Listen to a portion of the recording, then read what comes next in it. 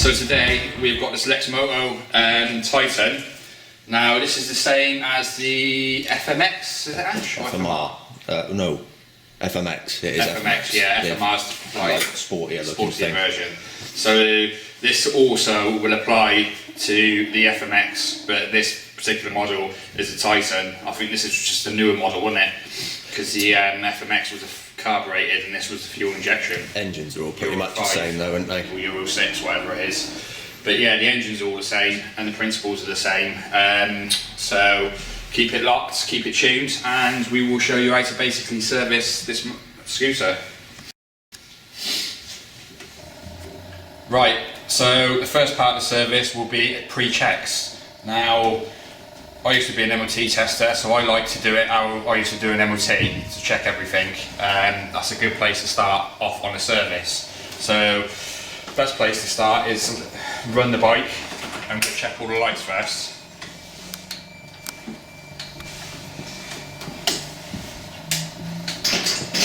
Battery's dead on this one actually.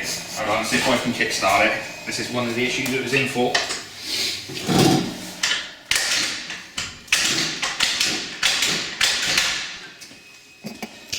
What's going well? Yeah. Well, let's forget the lights for a minute and we'll move on. I'll get it jump started later on. Nothing ever goes to plan, does it, Ashley? Ever.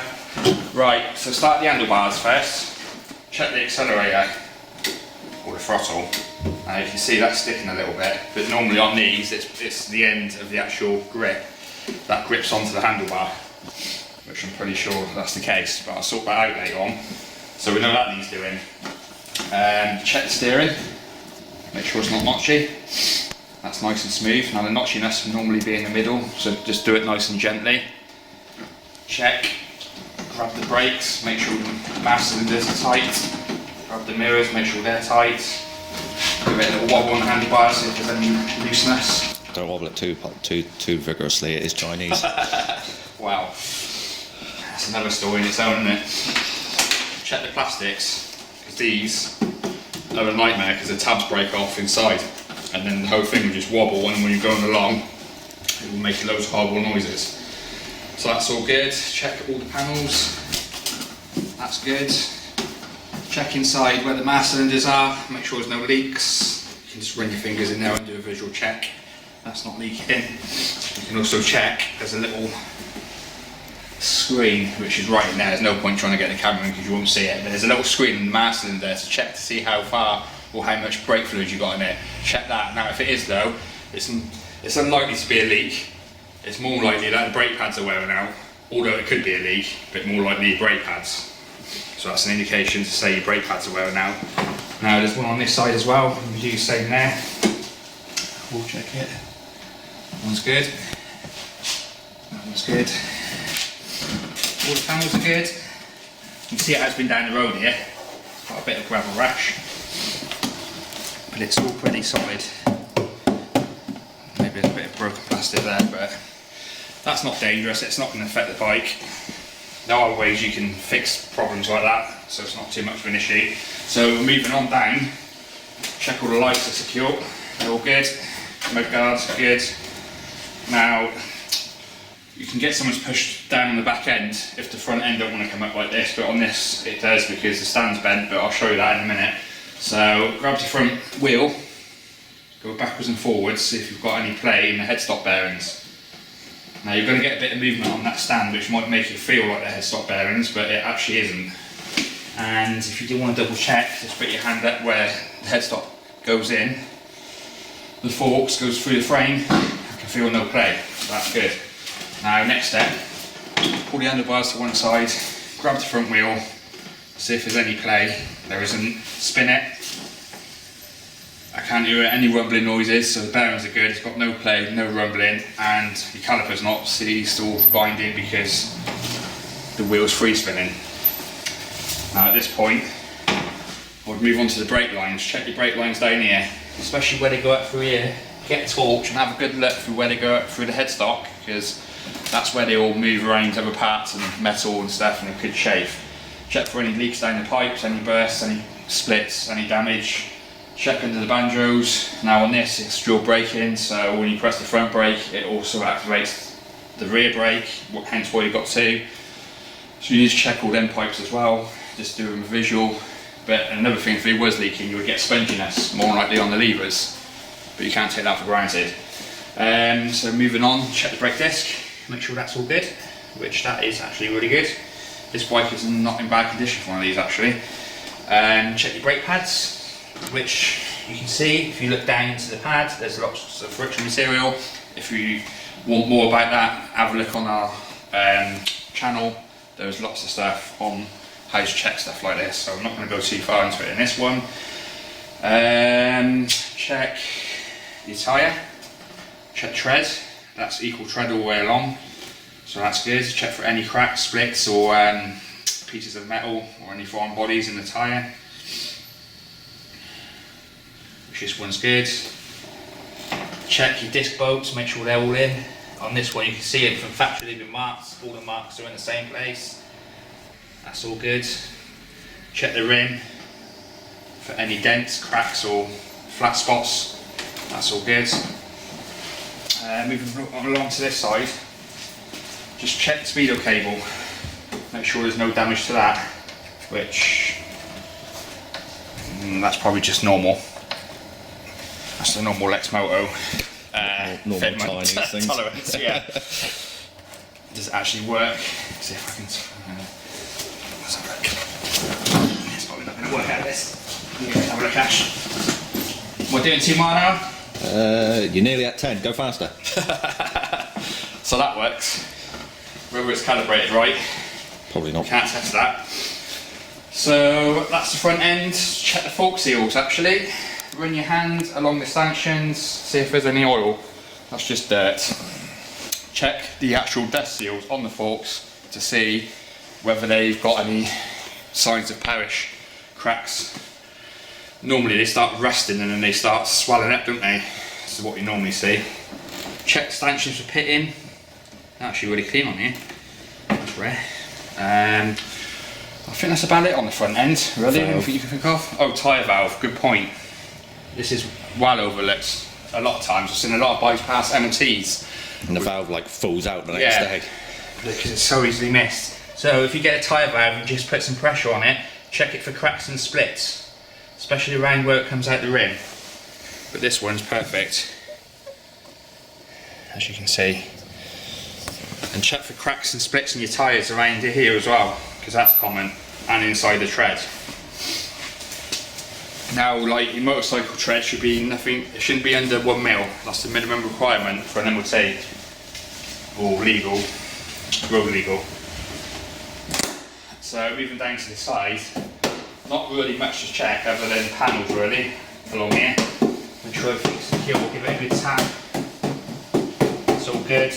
Check your side stands. Now a good common one on these is your side stand switch. Make sure it's actually got one, because half of the time they get disconnected when they get a problem, and if you forget to put that stand up when you're going along, well, they're probably going to come off. I think I've done it actually once when I was younger. I think on a DT or something that someone had bypassed. I think the actual back wheel came off the floor. Yeah, I've done it before. What you do, like, you won't do it again, will you? Now, this is really what I want to stress to people about these. Check the centre stands, because what happens is people sit on the bike whilst it's on the centre stand and it bends, as you can see here. You can see that bend in it? That is because someone has sat on it whilst it's been on the centre stand. Now, do not sit, you know, even if you're not that heavy, do not sit on the bike whilst it's on that centre stand, because it will bend, 100%. Right, so moving along from that way, kickstart. Now, I'm going to be truthful, these never work on these bikes, do they, Ash? Useless. The mechanism is absolutely useless. Rubbish. It's made of cheese. You know, you can take it apart and repair it and it'll probably last 2 kicks. Yeah, and then it'd be back to normal again. So I would just treat it like it hasn't got a kickstart, to be honest. Check the airbox, because I've seen these break off before. Check your shock, make sure that's good. Make sure you've got no misting or leakage through the seals. On your shock, make sure there's no oil running down it, that'd be an obvious sign.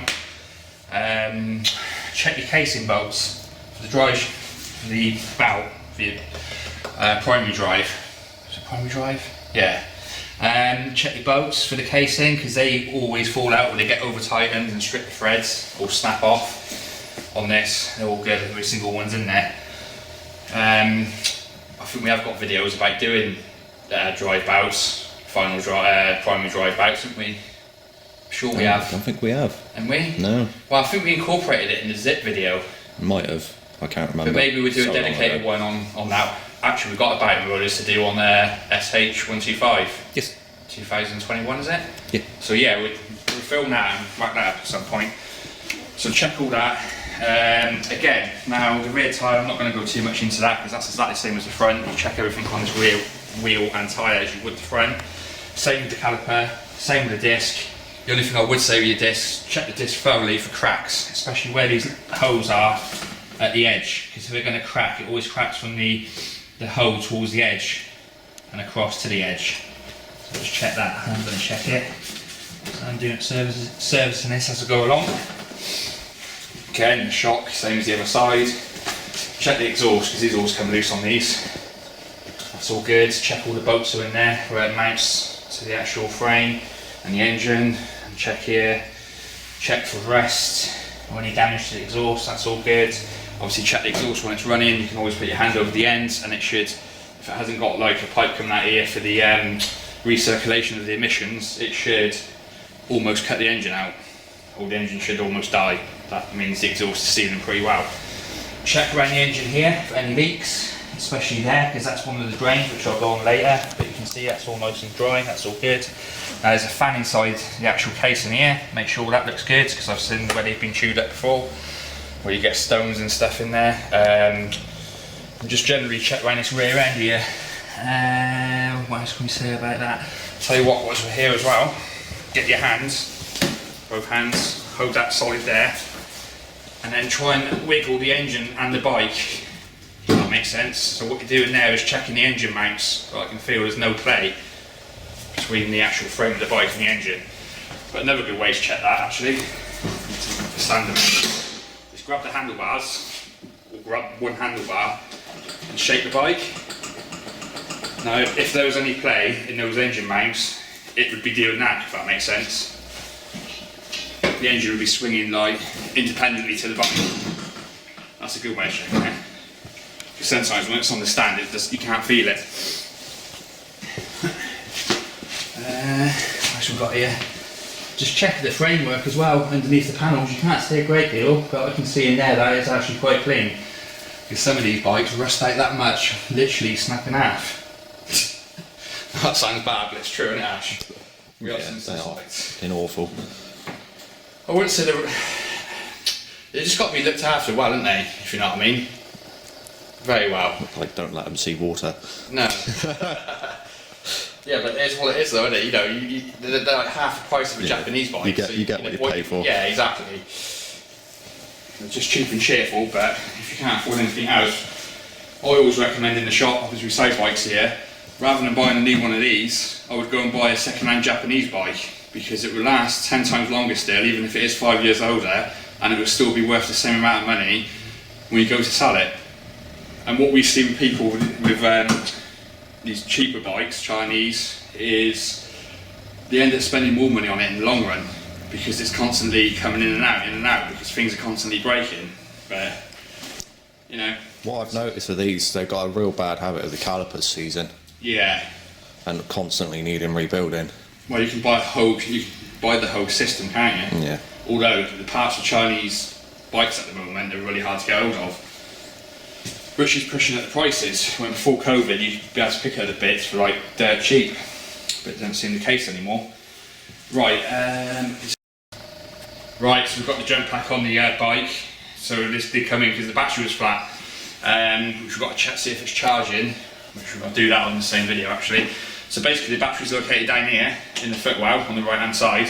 2 screws, self-tapping screws, they come out, lid comes off, battery's just there. Let's fire that. Now we're going to check the lights. We normally do this first, but because the battery is flat, obviously this is a real life video. So check your indicators first, check the left one, that's working.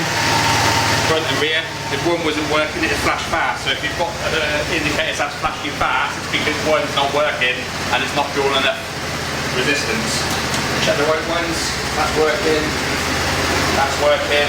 Check the toe tails on here, they work. Check the high and low toe tail, that works. High and low beam works. Both light bulbs working. Both side lights are working in the front, check that. Check your tail lights working. Check your number plate lights working, because that's part of an MOT requirement, that's good. Check your brake lights. Rear. Front, that's all good.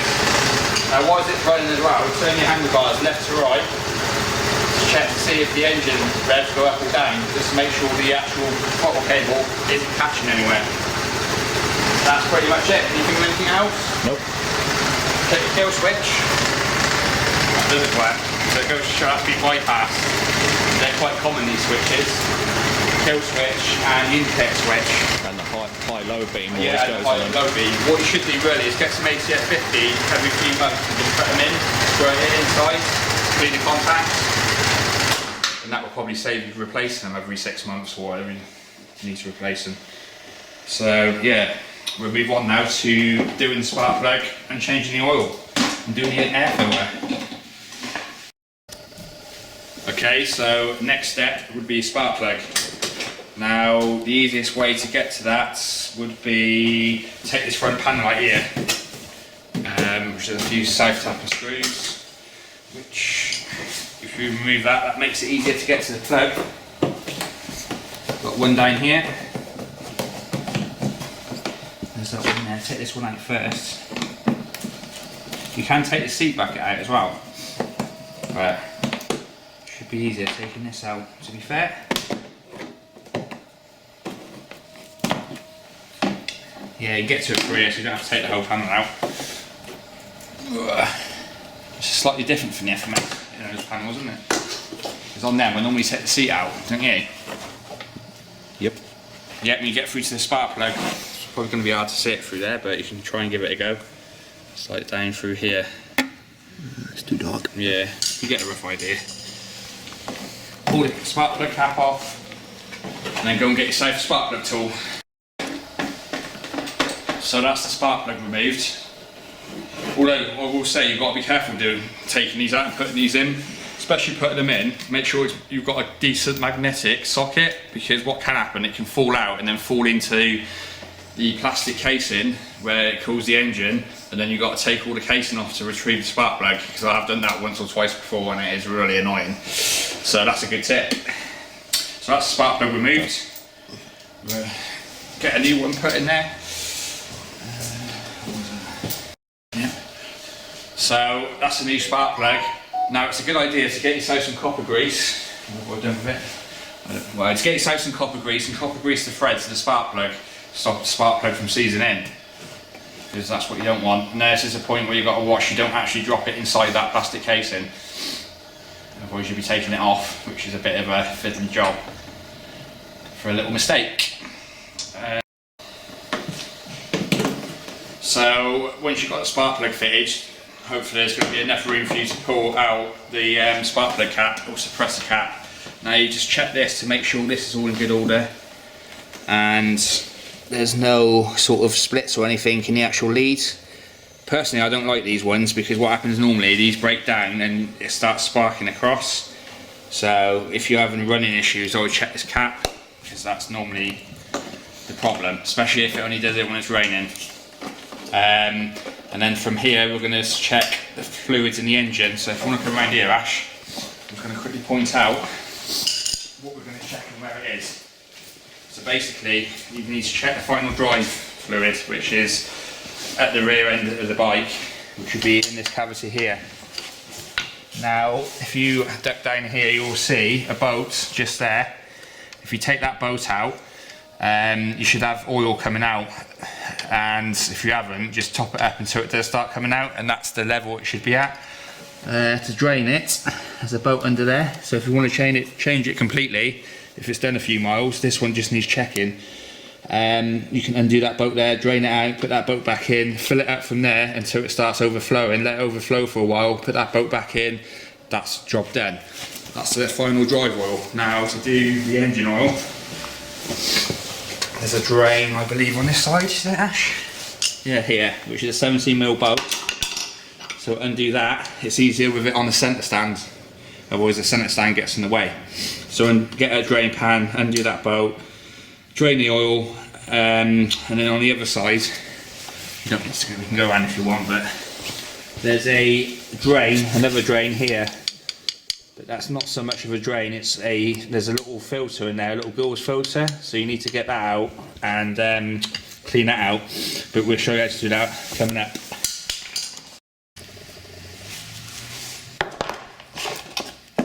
So get yourself a nice little drain pan. Now we have got proper motorcycle ones, but these are really good for doing scooters because they get into where it needs to go.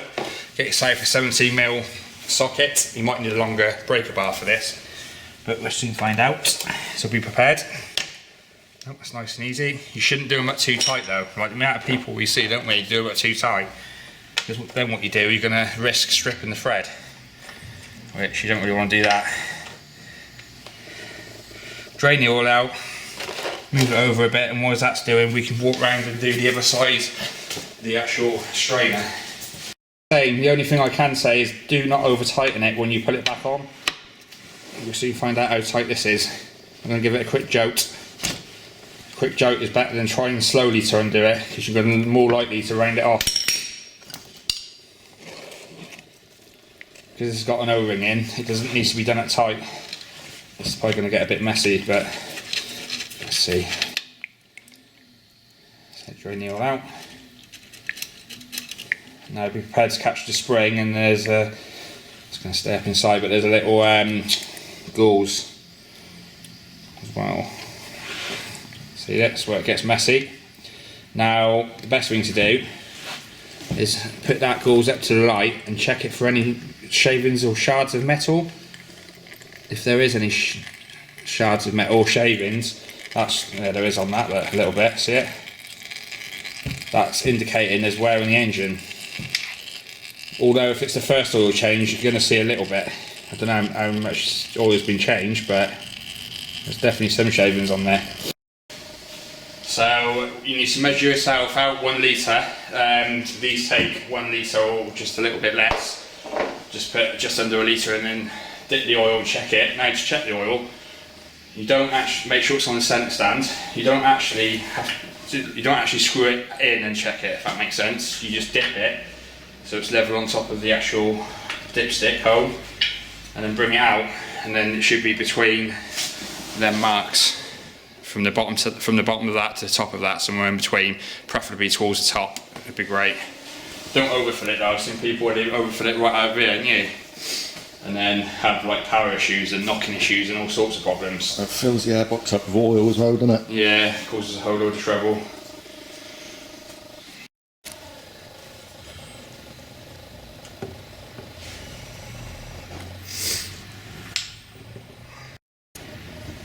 So that's the oil done. Now your next step would be the air filter, which is pretty self-explanatory.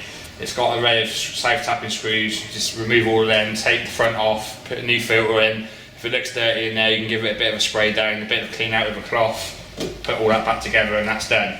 Obviously just check where the intake goes in to make sure that's actually attached, there's no splits in the intake hose. Because I've actually seen it before in these quite a few times, and you have as well, haven't you? Where they shake their sides to bits and it comes off of the cab or throttle body, whichever model it is. So once that's done, the only thing there is to check after that is the suspension, which I'll quickly show you now. Is that drain under it still? Yeah. Make sure you remove your oil pan, otherwise that can get pretty messy. Again, check your suspension, just push down on the back. They're normally quite stiff on these, should have a bit of travel, but that's about as good as they get. And the same with, there's no pogo stick action, not quite annoying. But how good they was when they left the factory, wow. Pretty questionable. Yeah, but it is what it is, that's all good. The only thing to check is your tyre pressures. Now you should have around 30 in the rear and 28 in the front.